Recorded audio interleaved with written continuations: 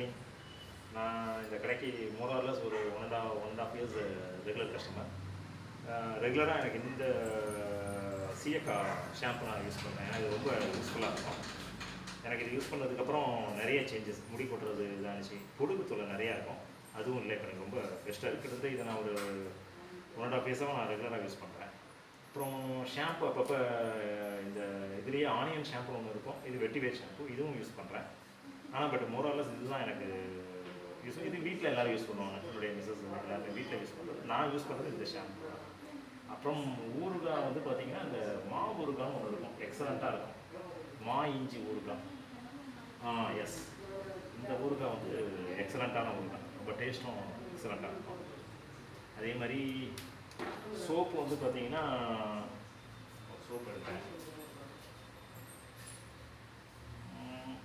அந்த soap okay, I think coconut days coconut soap. இது நல்லா ஸ்மூத், நல்லா சாஃப்டாக இருக்கும், ரொம்ப பெஸ்ட்டாக இருக்கும்.